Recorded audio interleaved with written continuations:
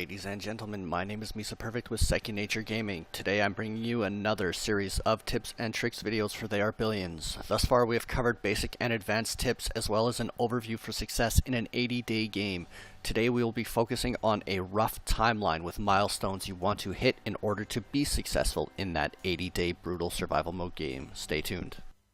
By day 5 at latest, you want to have your soldier center built and producing rangers or soldiers. This will give you the time to produce roughly 15 to 20 military units before the first wave comes so that you can defend and continue clearing. By day 8 at the latest, if you are close to grassland, you want to have your woodshop built and researching farms. Your colony has to grow fast to meet the worker demand of your military units and expansion. You will have a hard time meeting those demands with just hunting and fishing lodges. When you reach day 10, at bare minimum, your population needs to be above 200. This means 350 to 450 gold production per tick. You want 2 to 3 lumber mills and having your main clearing force pushing in an open direction in the hopes of finding choke points. Your main clearing force should have around 20 rangers, soldiers, or a combination of the two. By day 12 at latest, you want to have your market built to be selling off excess resources. By this time you should also be working on getting as many stone quarries as you can. By day 15 at the latest, you want to have the majority of research completed at the wood workshop. This includes the market, ballista, cottages, and snipers. You should also be at a point where your housing sector is fully placed with tents, leaving a 5x5 space for your bank in the center and getting ready to build cottages. By day 17, your population should be at least 400. You should have 25 to 30 rangers, soldiers, or a combination of the two, as well as 2 to 4 snipers to help your clearing force. Day 18 means you are in an invasion or about to get one. You should have double wood walls at each main choke points, a ballista at each wall, and your main clearing force at the invasion wall to push out in that same direction if possible, to clear right afterwards.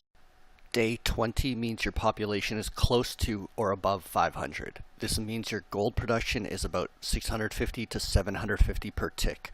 1/4 to 1/2 of your tents have been upgraded to cottages. By day 22 at absolute latest, every resource except oil in your main area has been tapped.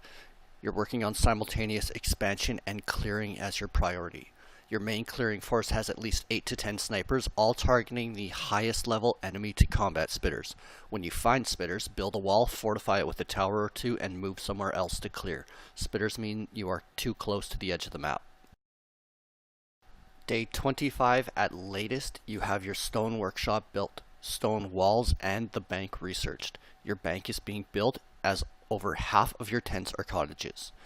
You are due for an invasion as well, so when you know what direction it is coming from, upgrade only the invading side walls. Day 28 at latest, all of your tents are upgraded to cottages. Your bank has been built and you are researching stone houses. Minimum production levels of 10 to 15 stone, 50 wood, 10 to 15 iron, and at least 600 population for close to or just over 1,000 gold per tick.